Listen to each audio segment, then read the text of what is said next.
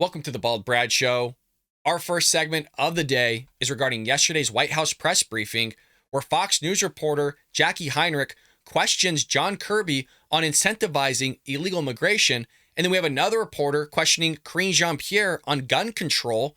And her response is baffling. She basically says that they are for going door to door and confiscating your firearms. This is insane, folks. As always, support the show by hitting that like and subscribe button, leaving us a sweet short comment down below. It does help us, folks. It pushes our videos out there to new viewers who haven't seen our content or our channel. Your help and support will be greatly appreciated. Let's go ahead and roll it. Just one follow-up, John, on the migrant fire question. Customs and Border Protection said that they're going to be granting parole to some of these fire victims so they can enter the U.S. illegally and receive emergency medical care. That's right. But since the Mexican president said that this fire did start as part of a protest when the migrants heard that they were going to be deported, is allowing them into the U.S. now on an expedited basis, does that at all risk incentivizing more of this kind of bad behavior? This is about trying to take care of some folks that badly burned and really hurt, and we know we can help them. That's what this is about, Jackie. Thank you so much. Boy, Karine Jean-Pierre moved on real quick there because she knew there were some follow-ups here regarding illegal immigration, especially what happened to DHS Secretary Alejandro Mayorkas yesterday in our video with Ted Cruz and Josh Hawley eviscerating and completely destroying that guy. I mean, that guy needs a new career because they shellacked that man. And I'm kind of torn with this response, and I'll tell you why. I do agree with Jackie Heinrich fully that there is the potential of protests and certain outbursts happening in these detention facilities to exacerbate the problem and incentivize that type of behavior because they're going to get into the interior of the country. Now, what could potentially happen is that these people, they receive probation, they get their medical attention, and then the Biden administration, as they're so accustomed to doing, just letting them into the interior of the country and hoping that they come back. So this could potentially, again, exacerbate the problem of which we know the Biden administration has been doing for the last 2 years because they've been just shattering records. Furthermore, as somebody with a human heart, I want these people to receive medical attention because burns are severe. They hurt. I don't know if these are little children that are burned. You could have people that were in the detention facility. Granted, there's an argument they shouldn't have been there in the first place because they should have never come here illegally. But regardless, they were still there. They're the ones that maybe weren't involved in the protest. Just by happenstance, they were in the same facility as the same people that were protesting and they got burned. So I want them to receive medical attention. But at the same time, I think there would have been a follow-up question here regarding illegal immigration, regarding what the Biden administration is doing at the southern border here.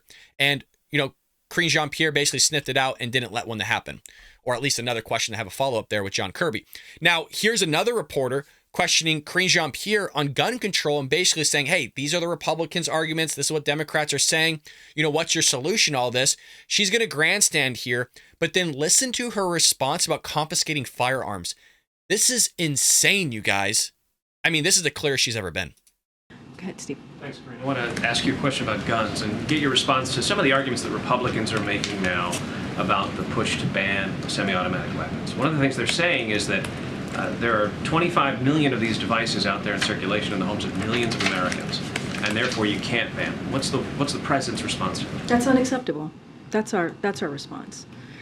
It's unacceptable that Republicans are saying that there's nothing that we can do. But Republicans aren't saying that. We're just saying that we don't like your solution of removing our Second Amendment right, or at least chiseling it away. That's what we're saying. And we have solutions. I've proposed a solution here on the Bald Brad Show many of times. You're sending hundreds of billions of dollars to other countries around the world where you can literally put an armed guard, multiple, by the way, and still be saving money in every school across the United States. And you don't want to do it. You would rather go after your own people, law-abiding citizens, and removing their right to bear arms and protecting themselves and their family, whether that's from a government that's gone usurpacious, foreign, domestic, abroad, or hell, even criminals locally trying to hurt them and their families. And you're trying to remove that right of them to be able to protect themselves, which is astonishing to me. It is so baffling, but she's going to sit here and grandstand. Just watch her messaging here. Listen to it.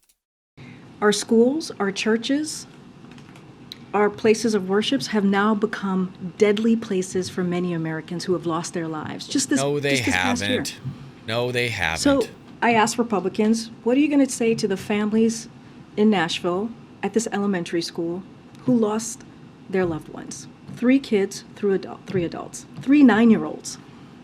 Is that what they're going to say to them, that there's nothing else that we can do? Nope. we just tell them that, we have some solutions that are being proposed in Congress, none of which are going to remove anybody's right to bear arms. We might be talking about mental health and more screenings on that because this person was trans. I mean, that was an identifier right there. But furthermore, how about talking about, again, not giving other countries billions, hundreds of billions of dollars and saying, hey, we're going to equip our schools with more security, more armed guards. We're going to have more surveillance. We're going to offer more protection in terms of bulletproof glass, locked doors. I mean, there's a lot of things you could propose in terms of upgrading our school system and protecting our children, but they don't want to have that conversation. They would rather just lie about it and say, hey, you know what? They don't have any solutions. They got nothing. It's amazing to me. And then she's going to say, well, is that what you're going to tell the children's parents? Is that what you're going to tell them? You're going to say that to the Uvalde families, the parents? There's nothing else that we can do? You're going to say that to the people in Buffalo, in that grocery store on a Saturday, doing what many Americans do on a Saturday across the country, that there's nothing that we're going to do? Republicans in Congress need to show some courage. And if they had courage, they would be introducing legislation on on banning assault weapons today. That's what they would be doing today. And we know. I'll be honest, I don't want any politician to make legislation based on courage. I want them to use their head, logic, and reason and go with the Constitution of which they swore to uphold. But here, again, this is a theme of the progressive left Democrat Party to utilize their emotions and not what's going on up here, but just that pent up emotions and feelings to sit there and drive whatever's on the docket for that day. Everybody agrees it was a horrific event. Everybody agrees that children should not be harmed. Everybody agrees with all of that. But this is what they're going to do, politicize it all. Go, well, is this what you're going to say to the parents, that you just don't have any solutions? If they had courage, I mean, you can use the same argument for the Democrat Party. Did you guys not have courage when you had all three branches of government for literally 2 years and you barely did anything about gun control? Which I'm not a fan of, by the way, of gun control. But you had 2 years to do it and you didn't. So what does that say about the Democrat Party? So again, the door goes both ways. No, and Steve and I know, because we've had this conversation back and forth about assault weapons ban. That has, when there was what is legislation that turned into law that the president led on 30 years ago, we know that it saved lives. We know that to be a fact. But yet they refuse to move forward. And yet guns, as we know, is the leading cause that is killing our kids. And they refuse. She is true. And what she said was true there. Now, this is what they do with statistics, though. They kind of skew the data. So depending on the year, depending on the study that you're actually looking at, they're talking from ages 1 to 19 in some of the studies. Some of the studies are 1 to 18. And if you actually bring those down, if you remove the 19 or even the 18, in some studies it will show that firearms are not the leading cause of death. I think it's auto accidents is the second, right under. And furthermore, they've also left out certain deaths for infants, like super young infants, which also skews the data. So they're being really selective here, and it's almost cherry picking the data in a way. But from what she says, in terms of what you're going to see from like CNN and certain, the CDC, yes, what she's saying is true. But it also makes it seem like when she talks about firearm and gun related deaths happening to our children, and that's a leading cause of death, it almost makes it seem like, oh, well, they're all mass shootings, right? They're all these crazy schools being shot up. But remember, a lot of shootings happen with not necessarily homicides or murders, which that's involved in, but also suicides. A lot of these deaths are just suicides. And I shouldn't say just, but that's what they are. And so again, the data's skewed certain direction. You can actually cherry pick it really easily, but virtually what she's saying is true. Firearms are the leading cause of death. Again, the data is a little bit skewed on it, though. Refuse to show some courage and do anything about it. And that's shameful. I just want to ask a quick follow-up. In the last presidential campaign, one of the Democratic contenders said that what he would do is come for AR-15s. Does the president support not just banning the sale and manufacture of semi-automatic weapons, but further than that, confiscation? Let me just be very clear. What we're talking about, AR-15s, these assault weapons ban, they are weapons of war, and they should not be on the streets. They are weapons of war. A Smith & Wesson is a weapon of war. My Glock's a weapon of war. A knife is a weapon of war. Theoretically, your helmet that you wear on the battlefield is a weapon of war. I mean, it's crazy to me that these Democrats don't have a clue what they're talking about, which is why on yesterday's episode, we also talked about how they want to get rid of high-capacity magazines, as if it's not hard to just reload your firearm. You're talking a matter of seconds, just swapping out a mag real quick. where that's 5 rounds, 4 rounds. I mean, whatever you want to make it. It's just going to be swapped out really quickly. So again, you get these knuckleheads out here, but you're going to hear her. They want to confiscate your firearms. This is crazy. Across the country, in our communities, they should not be in schools, they should not be in grocery stores, they should not be in churches. That's what the president believes. And he has done more than any other president the first 2 years on an executive order. And as you know, we all know how government works. There's only so much that he can do. And so now it's time for Congress to do the work. And he's happy to sign, once that happens, he's happy to sign that legislation that says, okay, we're going to remove assault weapons. We're going to have an assault weapons ban. Go ahead, Lucy. Karine, last There you year, go. I mean, she's clear. They want to confiscate your firearms, remove assault weapons, which when she's referring to the legislation that Joe Biden pushed about 30 years ago, that was removing semi-automatic firearms, which are virtually all firearms across the board because automatics have been freaking banned for decades. This is insane. The reason why I say it's insane, I mean, the founders would be rolling in their graves right now that we have the federal government, the United States government, sitting there saying they want to remove your firearms openly, that they actually just want to take them from you. I mean, the fact that I'm not screaming in the mic right now is mind-blowing. I am so irate internally because at what point did we start shifting and just thinking that it's okay to talk like this of, hey, we want to strip you of your Second Amendment rights. And then at the same time, well, we're not really going to do that. It is so wild. It's scary. It is so scary the time that we live in, the fact that government is just so open about wanting to take away your firearms and removing that right to bear arms, the Second Amendment right. It is so bad. Let me know what you guys think about this in the comment section below, because it is head spinning and it's only going to get worse, the fact that they're so outspoken about that. Well, moving into our second story of the day, we have here Alejandro Mayorkas basically getting ripped here again.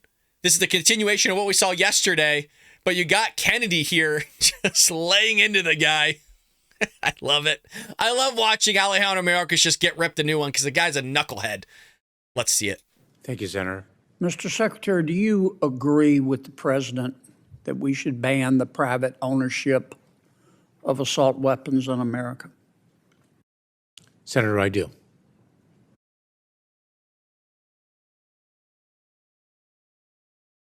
That's the clearest he's been. I mean, we did a poll yesterday asking, hey, who's the worst at answering questions? Is it this guy or was it Karine Jean-Pierre? And hey, it was a tough one. I got to admit, it was tough, but looks like Karine Jean-Pierre's in the lead. Head over there if you haven't already partaken in the poll, but Karine Jean-Pierre was leading. Both of them have answered questions today, you guys. They're for removing your guns. They can't be any more clear about it. If this doesn't worry you, I don't know what does. I mean, it's not like they're parsing words here. Yes, I want to take your guns. What is an assault weapon? It is, for example, an AK-47.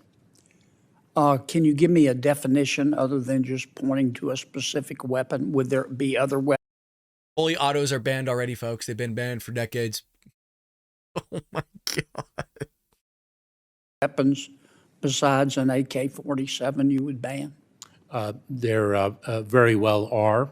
And I remember when I was a federal prosecutor in the Central District of California from September 25th, 1989 to, I believe it was April 2001. And I thank you for your service, but if you could answer my question. The vast majority. Oh, when I was a little boy, I had a bowl of cereal. And that was after a dream. And in the dream, well, I don't remember what happened in the dream, but another time when I lived in California, I was working in the legal system, and you wouldn't believe it. You wouldn't believe what happened. Well, you see, there was other people that lived around me, and when I was living, I was doing things. This guy's he drives me up a wall. I mean, look at him. You gonna take that guy serious? Anybody gonna give that guy a job? Of law enforcement officers, leaders with whom I worked were greatly in support of the assault weapons ban. Mr. Chairman, you know why we get so frustrated with you? Because you won't give straight answers. Yeah, that, and he's an idiot. I think I just did. No, you didn't. No, you didn't. Do you have a definition of an assault weapon? I am confident there is a technical definition of what is an assault weapon, and it was assuredly used in the context of the statute that previously existed banning assault weapons. Mr. Secretary, our southern border is not secure, is it? Senator, I have spoken about this. I believe I've addressed this earlier in the hearing. Why don't you address it again? Of course. Let me share with you a few things. Number one, when I speak of the security of the border, I am speaking of maximizing the resources we have to deliver the most effective results. So and let me assure you that we are it's doing secure so. because we're trying to secure it. Are we succeeding? Senator, we are so focused on the security of our southern border. We are doing so much.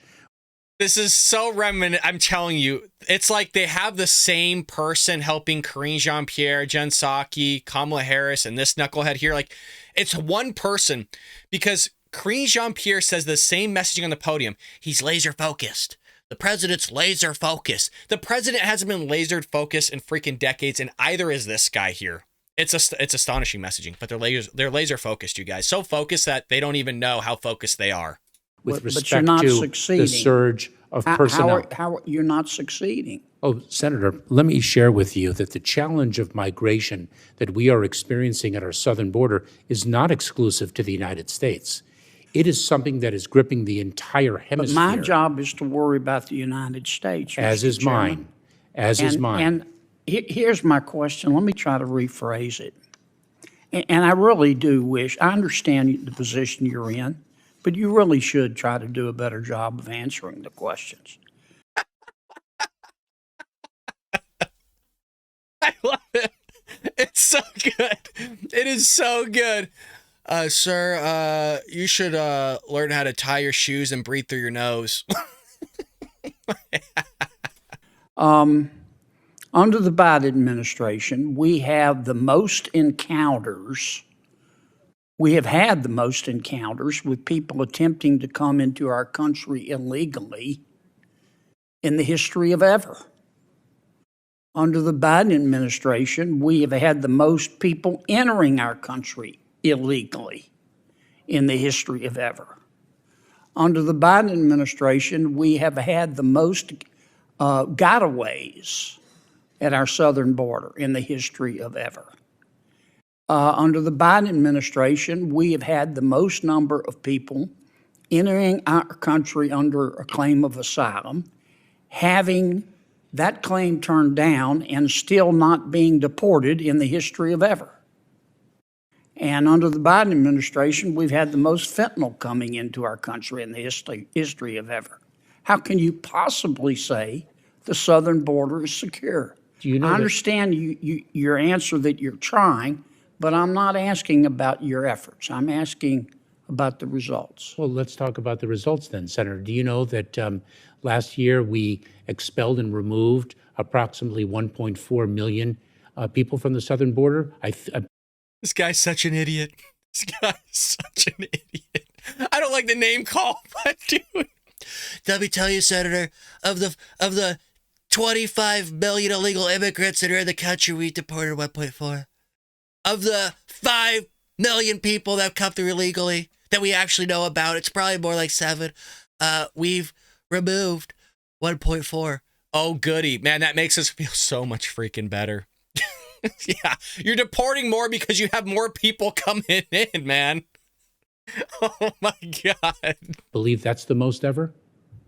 Do you realize that we are focused on enforcing our laws to achieve the security of the southern border? I know you're focused, Mr. Chairman, or Mr. Secretary, but you're not succeeding. Senator, And when you come testify to us, you talk about how you're trying really hard. And I don't have any way to disprove that. I accept that statement in good faith. But the numbers belie that. If I can, Senator, let me give you an example of a solution that we have delivered that for some reason is being contested. Miss- No, because Miss- it's Mr. caused the Secretary, I 95. give you 30 seconds, It's- okay? it's caused the 95 Don't filibuster me. It's You've caused- been doing that all day. I'm just trying to ask I'm just you trying to questions. communicate. It has led to approximately 95% drop in the number of encounters in between the ports of entry at our southern border of Cubans, Haitians, Nicaraguans, and Venezuelans. Mr. Secretary. On January 5th, But you still have a massive surge happening at the border. You see the same messaging from Karine Jean-Pierre. They're highlighting a small pocket of the people that are actually coming through the southern border. I mean, there's a ton of people pouring across here, and they're only selecting a few to highlight. Well, we got rid of like 95% of them. Okay, well, you're still shattering records. So why not apply it across the border, figure something out, or hell, build a border wall? How about that? Mr. and why would that Secretary. be opposed when it is delivering precisely the result that you seek? Did you just parachute in from another planet, Mr. Secretary? Because you're the only person in the Milky Way who believes that we're not having massive illegal immigration into America. Senator, you're putting words into my mouth. No, sir, There is- I'm there is- accurately describing the There is situation. no question. There is no question that we have a very serious challenge at our southern border. Okay. It let is me- a let me- challenge. Well, that is we can agree on that. Let me ask you another question. It just keeps going. I'm sweating in here. I'm coming to the point of tears. I'm trying to hold it together for y'all, but there you have it. I mean, Alejandro Mayorkas just getting slapped around left and right by everybody that day. Well, in our next segment, we got Matt Gaetz lined up here grilling Lloyd Austin over drag queen story hour happening on military bases. And you also have General Milley here at the very end kind of going, hey, whoa, I haven't heard of any of this happening.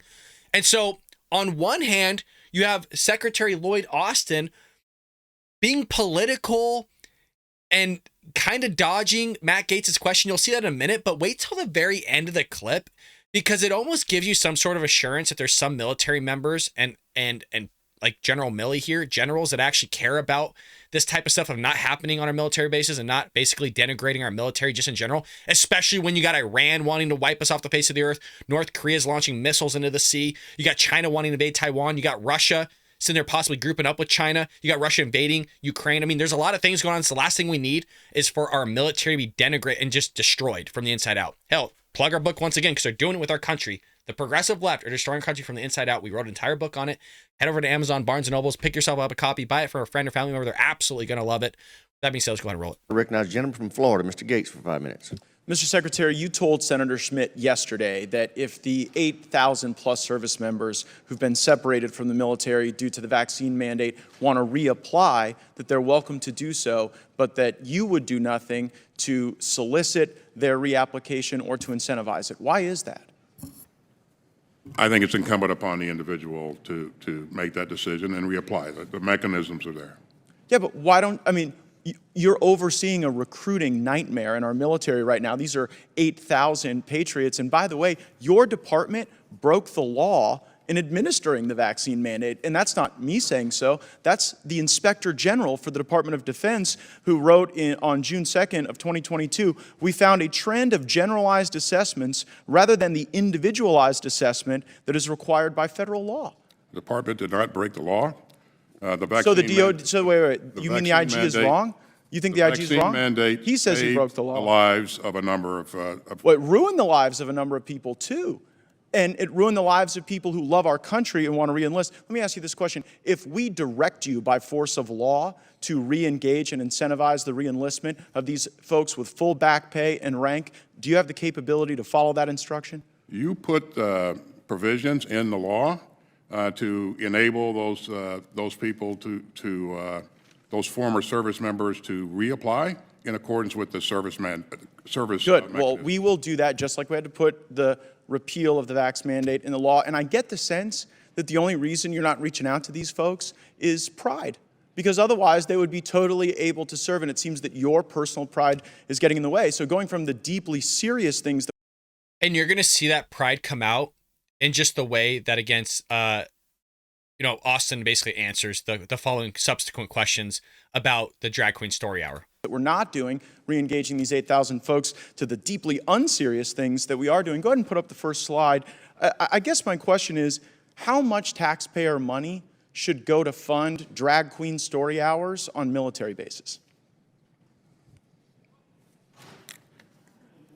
You know, drag queen story hours is not something that the department funds.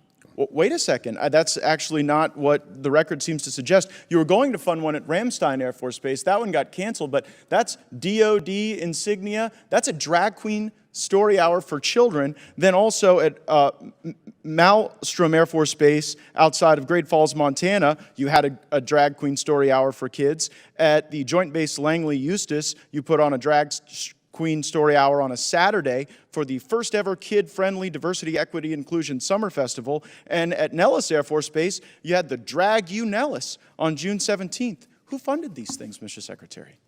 Listen, drag shows are not something that the Department of Defense supports or funds. So. But wait, why are they happening on military bases? I just showed you the evidence. Why are they happening?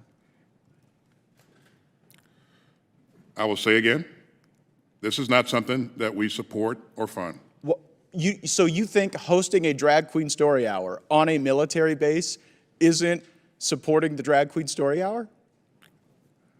I stand by what I just said. But you may stand by it, but it's belied. And this is what confuses me with some people when they show up to these hearings. Why aren't they just clear on saying, look, we're not for it. I'm going to investigate this. Give me the copies of the paperwork so I can go through it. I'll make sure that I go to every single one of these bases and speak to the people at the bases about not moving forward with any of this stuff anymore. If they see it again, there's going to be, reprimands or consequences to it. The reason why I bring that up is because you're going to see General Milley at the very end basically say that exact same thing. By the evidence over and over again. I mean, are you aware of the piece, Biden's military, Air Force Base in Montana holds drag show, drag queen story hour for kids in the Western Journal. Are you aware of that? Again, I will say what I said before. You're saying what you're saying, but I guess it just doesn't comport with the facts. General Milley, this will be my last time to question you. You mentioned 2 years ago that you wanted to better understand white rage. And so my question is this. Did you read this book? No, not at all. It is What is White Privilege is the book, and it's actually written by a DOD official, a senior official in diversity, equity, and inclusion, and there are now hundreds of these books in dozens of schools, and I wonder if you guys connect this to your problems with recruiting. I've never read it, never seen it.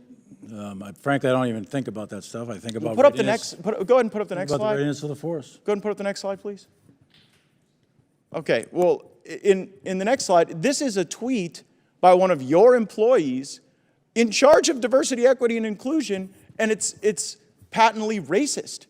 They say that she had to give Karen the business, that she talks about caudacity, presumably of Caucasian people. So I guess, terrible. Why does the... Well, why is that person you're not so getting an low? argument from me. That's terrible. It's wrong. She shouldn't be doing that, period. Should she be fired? That's a DOD employee, not U.S. military uniform. He's going to question Secretary Austin here in a moment. I'm torn on this one because there is a separation from your work, your employment, and then you at home. And I'll use myself as an example. Many of you know that I'm an educator. I'm a high school math teacher. But I don't talk about any of this inside the classroom. Sometimes politics will arise because I teach finance, and obviously certain mechanisms that the government pushes forward, certain policies, has an impact on your pocketbook, whether that's you increasing taxes. Most likely, if taxes increase, you're going to have less money to spend on your finances. Generally, it's not a good thing because that's money that could go towards retirement or something else, paying off your debt, whatever it may be. So there are components of us talking about politics in the classroom, but there is a separation between what you're seeing here and what I actually do in the classroom. It's almost two different people, right? I'm professional in the classroom. I'm there just to teach them math. I'm not there to indoctrinate them. I'm not there to make them a conservative. I'm not there to make them a Republican or a Democrat or anything of the sort. I'm just there to teach them math, go to work, do a hell of a good job at my job, and then come home and do my hobbies like I do here and get to hang out with all you lovely people, you true American patriots, and build a community here and have something fun. But here's the problem, is my words on here could potentially get me fired one day. Because people might say I'm a transphobe or I'm racist or, discriminating against something, whatever it may be. At some point in time, somebody might misconstrue my words or might sit there and take a clip that I've done in the past or even present and use it against me. And you might have the district go, hey, you know what? This isn't the values that we hold as a district. We're going to go ahead and let this teacher go. And we all know how people attack teachers nowadays.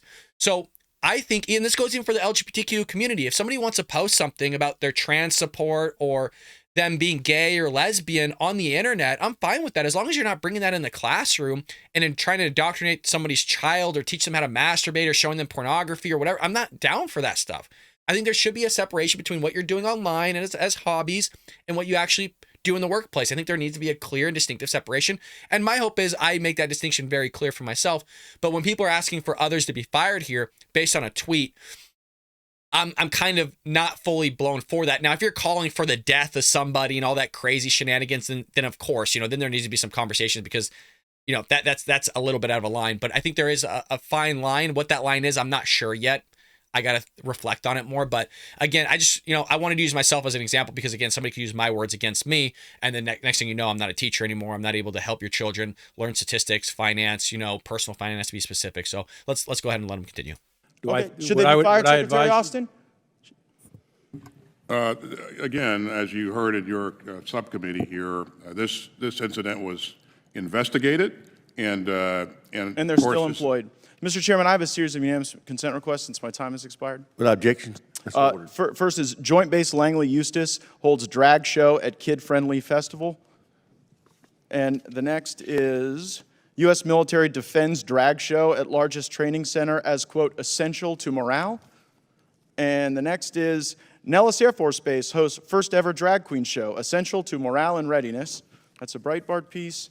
And finally, Ramstein cancels library's drag queen story time for Pride Month following criticism. Without objection, so ordered. Gentleman's time's expired.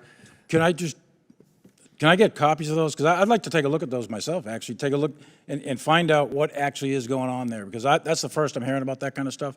I don't read those news stories. I don't know what you're talking about. I'd like to take a look at those because I don't agree with those. Well, they're now in the official record. Shouldn't be happening. Period. Thank you. Thank you for that admission.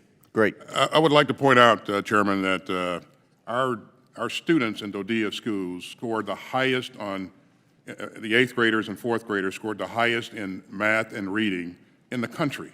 So I want to thank all of our Dodea professionals who made that possible, and I encourage them to keep it up. Well, I hope you're not thanking that one. Yeah. What? Okay, it is great that your 8th grade and 4th graders are scoring highest in the nation. That's awesome. But as far as really what that has to do with what he just brought up, and basically saying that drag queen story hour and drag shows are going to increase morale on these military bases, which alarmed General Milley right there, where he's like, whoa, hold on a second. This is the first I'm hearing of this. Get me those copies real quick because now he's going to go down there and lay into somebody that's on those bases because, like he said, it's the first he's hearing about it.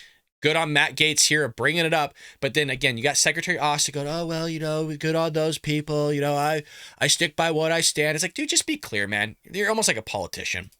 Well, moving into our next segment of the day, you guys seem to be enjoying these longer episodes. So hell, we might as well bring you the news. If you recall, about 2 weeks ago, we talked about reparations here on the show. And one of the many solutions, that's in air quotes for those that's listening to the audible version of this, or audio rather, is somebody proposed of giving $800 billion in reparations just through the state of California. And when I talked about it, I presented it as satire, even though it was real, of a task force listening to this proposal. And I treated it as satire because I was thinking, this is crazy. There's no way that they could be serious about implementing something. Like you had some nut job just proposing this that's a complete idiot. But no, this might actually happen. You sitting down? Thank God you guys aren't living in the state of California. Some of you are. So what are they smoking out in California? Well, let me tell you. You don't want to answer that question. We don't really know for sure. But what we do know is how exactly the Golden State's government is seriously considering a reparations package for its black citizens that would cost at least minimum $800 billion. Yes, with a B. Making sure you hear that correctly. Billion. California is currently in roughly $777 billion in debt. But again, you have these politicians that know nothing about money, a bunch of idiots. Following the death of George Floyd in 2020, you have California Governor Gavin Newsom signed legislation creating a task force to look into creating a dollar amount or other ideas that would make amends for historical wrongs against black citizens, chiefly slavery and Jim Crow era laws. California never legalized slavery, by the way. That should be noted. Now the task force is nearing its July 1st deadline when it has to submit its suggestions.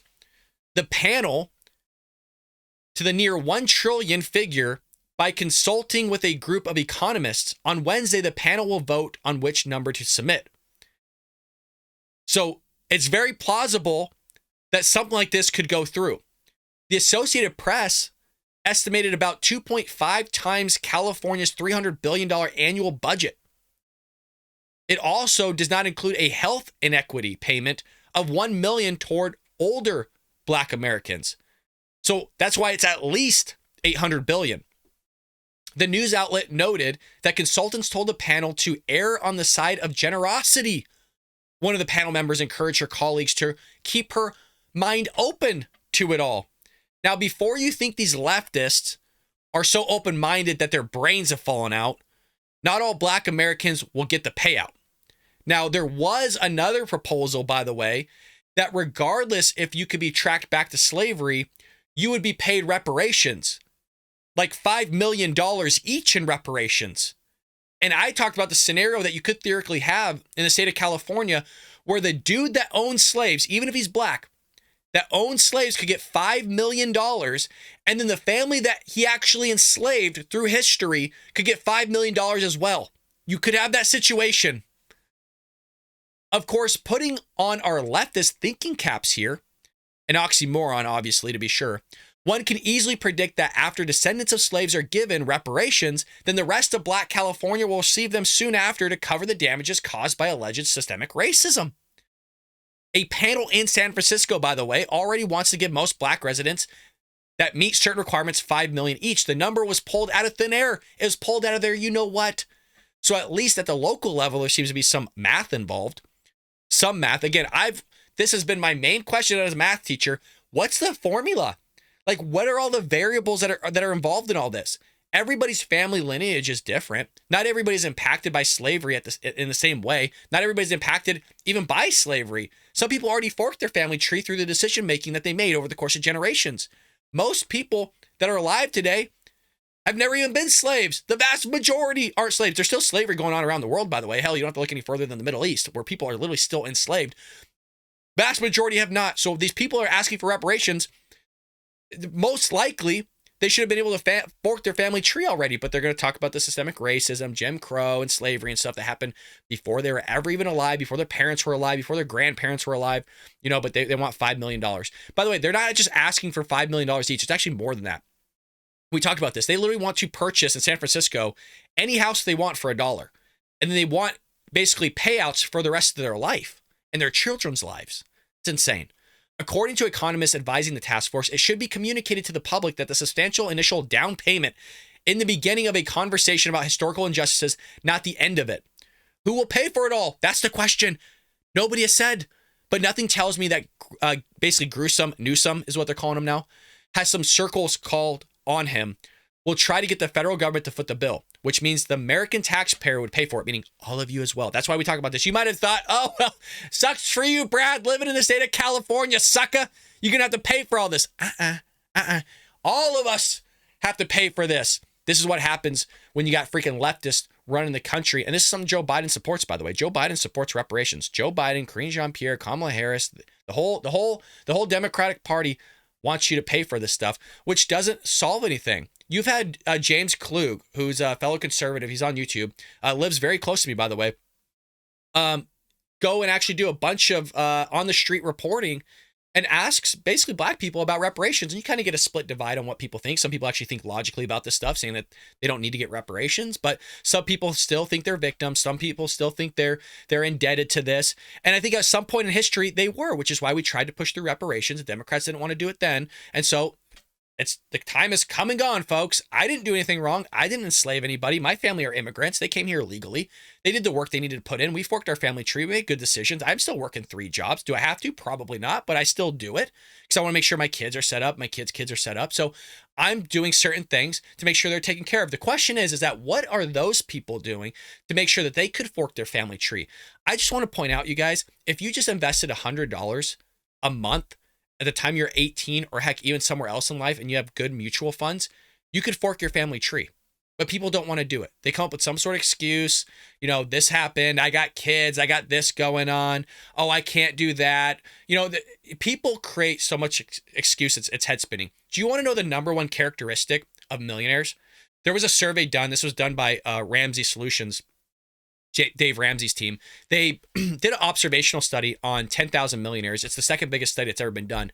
The number one characteristic that all of them had, it was like 95 to 97% of them had this characteristic, and it was personal responsibility. Basically not having that victimhood mentality. And when they did something wrong, they held themselves accountable. And they also believe that hard work and decision making could make you a millionaire. But a lot of these people don't believe it. I think basically a handout is going to make them a millionaire, which is crazy. I didn't do anything wrong. You didn't do anything wrong. We don't deserve to pay for somebody else's injustice. But as you see from the Democrat Party, they want you to pay for everything, including somebody else's tuition. It's just head spinning. Let me know what you think about that one in the comment section below. Moving into our last story of the day, the Pentagon is gearing up for a space warfare with the Chinese and Russian forces. This is getting crazy. It's ramping up, folks. Hit that like and subscribe button if you haven't already. Former President Donald Trump founded and funded the U.S. Space Force as the 6th arm of the military in 2019, and everybody lost their ish over it, right? He said it was American superiority in space is absolutely vital, and everybody made fun of him for it. Well, the current administration evidently agrees with Trump on at least this. To deter aggression in this present age, America will need to control basically the ultimate high ground, space itself. So earlier this month, the Biden administration submitted to Congress a 2024 budget request, which is just going to throw us further in debt, by the way, of $842 billion for the Department of Defense, representing a $26 billion increase over the fiscal year of 2023 budget and $100 billion more than in fiscal year 2022. Now, when people look at our budget as a government, they always think that military is our biggest expenditure, when in actuality, it's social programs like Medicare and Social Security. So this right now, I think military, and you know, this doesn't include like black projects and stuff. I want to say it's anywhere from 20 to 25% of our budget. Folks, the military is one of the main functions of government.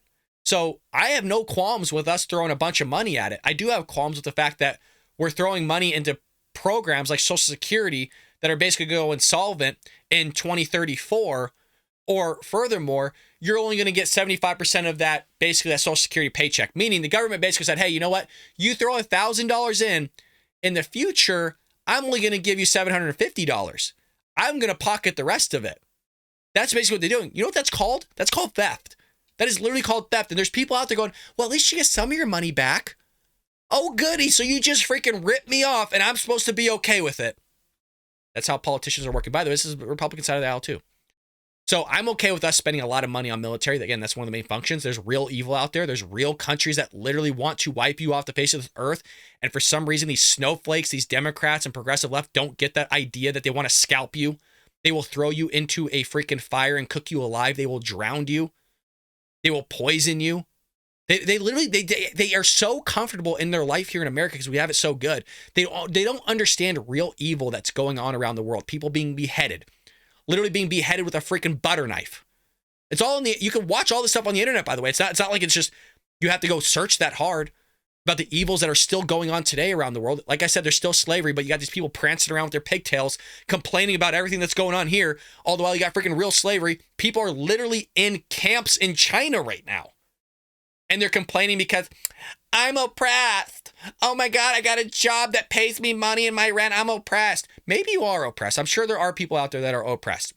There's a lot of people that want to support you and help you if you are, because none of us are supporting oppressing, hurting people. We're not for racism here on the Paul Brad Show. If you are a racist, don't follow me. I don't like that. I think it's evil. I think it's wrong. I am not a racist. I want everybody to succeed for the most part. The reason why we use the for the most part is because there's real evil out there, and I don't want evil to succeed. I want good to succeed. I want people to do well. Having a military that is strong is a good thing, and I want that to succeed. We have Secretary of Defense Lloyd Austin, who we saw that nutcase before, noted in March or on March 13th in a statement that the fiscal year budget is the most strategy-driven request we've ever produced from the Department of Defense. Quote, our national defense strategy makes clear the People's Republic of China, PRC, is our pacing challenge, whatever that means. This budget seeks to meet this critical challenge today, tomorrow, and in the future by providing the resources today to continue to implement our national defense strategy and keep our nation safe while delivering a combat credible joint force that is the most lethal, resilient, agile, and responsive in the world. Well, I don't know about all of that. I would like to still believe that, but when you're putting Drag Queen Story Hour on all our military bases and incentivizing us paying for people's transitions, their operations to get their, schlongs chopped off and everything, I'm not really for all that stuff, especially pushing this woke ideology in our military recruitment as well, which is at an all-time low. Yeah, I'm not for any of that, but I am a big supporter of our military, hence why I have the hat, families of military. If you're a military vet, thank you for your service. Appreciate it. God bless you. Well, with the nearly $842 billion, the DoD hopes to defend the homeland and keep us with the multi-domain threat posed by communist China, deter strategic attacks against the U.S., its allies, and its partners, deter aggression, particularly in the Indo-Pacific region, and build a resilient joint force and defense ecosystem. There is some truth to that because we are actually giving the Australians what was it? I think it's nuclear subs or something like that. And it kind of pissed the Chinese off, and I think it was pissed the French off too. French are always pissed. I mean, you can never make them happy. But, at least they're doing a little bit of something. So there's some good out of this. Also, extra to modernizing military equipment, which Lord knows we need, locking down a full complement of hypersonic missiles and ensuring traditional forces are ready to show down with a possible military alliance. That's I think that's talking about the Russian and Chinese alliance, the possibility of it. The DoD wants over $30 billion for Space Force, roughly $3.9 billion over what is received in 2023. So increasing that budget up, okay, that's a good thing. I'm totally for that. And also, according to Austin, this will cover vital space capabilities, resilient architectures, and enhanced space command control. Also, folks, you might think, well, this is kind of stupid, but one of the main mechanisms of us destroying the Iraqi armed forces in the Gulf War, we basically wiped out the third largest military in the world in a matter of like a week, was taking out their communication systems. We have a lot, obviously, satellites in orbit. That is one of the mechanisms that could be targeted if we ever were to go to World War III. And you obviously want to be able to protect those since everything that we have is very electronic driven, technology driven. So I like this idea. And again, this kind of is a wake up call to what Trump already had because he was planning in the future of what he saw as a foreseeable threat. So good on him for implementing that. And, good on the Biden administration for pushing this through and adding this into their budget. I should say necessarily pushing it through. It hasn't been approved yet, but, we got to give credit where credit's due. And this is a good thing. This is a really, really good thing to end a show off on, is us giving more money to our military. There's a long article here that goes into offering us simulators and more facilities and just upgrading everything that we need to upgrade. You had, going back to Obama's time, wanting to remove military bases around the United States, wanting to defund the military in some way, shape, or form and bring it down a little bit, going, oh, why do we need a military? Typical. Then you have Trump trying to build it up. So good on Biden for at least continuing that somewhat. I think he understands there's actually a threat, or somebody that's running the show, because Joe Biden's a puppet, understands that there's real evil, real threats out there in the world. But I want to know what you guys think about this. I'd imagine most of you guys think this is a good call, that, yeah, our budget's inflating, but one of the components of the budget that's there is military, and that's what we want to spend our money on, especially because, again, there's real evil out in the world. China and Russia might be teaming up here, and Lord knows what they're going to do, because you got you got Russia, Vladimir Putin, talking a lot about nukes, and you have task force that are meeting this week or next week about that whole thing, on him talking about it. So we're going to see what happens here with everything around the world, but it's definitely not an assurance that you have Joe Biden running office, running the show. If that's who's really running it, who really knows? But thank you so much for always supporting the show, folks. Head over to, again, Amazon. If you haven't bought the book, what are you doing? Go buy it. Support us. Even if you're not a reader, folks, you're still supporting a conservative. Also, if you did buy it on Amazon, please head over and write a 5-star review. By the way, just by somebody writing one review, we went from the ranking in political books from, I think it was 1,059 to, we were ranked 500 out of all political books just by having one more review added. So I really do mean that. By you just going in and give us a 5-star review, it bumps us up in the ladder like exponentially. Put it this way, I looked at the top 59 books in political stuff. Political commentary is basically what we are. the top 59, there were some with only 23 reviews. So we could be in the top 10 books on Amazon in politics. If we just get like 10 to 20 people to leave us a 5-star review, we'll be at the top, which would be insane. So we could actually make a difference here on preparing Americans around the world and waking up people to the Trojan horse that sits inside our walls in present time. Again, that's the ideology of the progressive left and how they're trying to destroy this country from the inside out. As a quick read, it is a fast read, and I'm sure you have a family or family member that would love to read it. Head over to baldbrad.com as well, and if you haven't already, hit the join tab, folks. We say it every time. Join us. We want to have you here. We got a limited number of memberships right now. We want to grow that and get more people involved here. Become an American patriot, support a conservative, a fellow Republican, and advance this, because Lord knows we need it. We got a big election coming up, and we got big things planned for here on the Bald Brad Show in the coming years. So again, hit that like and subscribe button. Leave us a comment down below if you haven't already. YouTube wants to see that engagement. I'm asking a lot of you, I know, but I love you guys to death. I love hanging out with you. And folks, we'll be back here tomorrow on the Bald Brad Show.